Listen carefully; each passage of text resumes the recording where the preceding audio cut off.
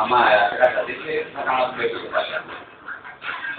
Και με τον Νίκο και το όποτε το κρατήσω τον άλλο ρε παιδί μου, εντάξει, κάνουμε αυτό ήταν.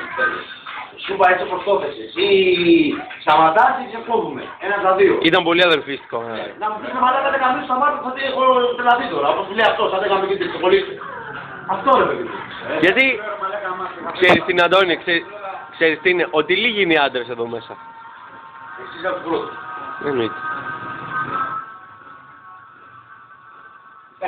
Φωτογραφίες παίρνει πάλι. Και στην ημέρα του μαλάκι μας παραλία, να βρούμε μετά ήταν οι κόμμες μπροστά, συγχωρεύω τον γιο, μου πιάνε το μαλλί και το σηκώνει το πόδι. Και τράπηκες. Είναι παιδάκι ακόμα, ρε παλέ, καλή παιδάκι ακόμα. Δηλαδή ο Σταύρος είναι πιο... Μια χαρά είναι αυτό, παιδάκι. Τι σύγκριση με αυτό το μαλάκα τώρα. Συνεννοείται. Το συγκρίσουμε να τσιγάρω στη μούρη. Ρε, είστε μαλάκι, γιατί τσακωθήκατε, θέλω να ακούσω το λόγο για τον οποίο τσακωθήκατε. Τι λες, παιδί.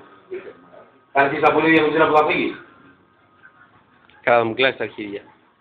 Το λες που είναι το κινητό τώρα. Για πες το κινητό και μετά θα σου το κλάσεις. Θα μου κλάσεις τα αρχίδια.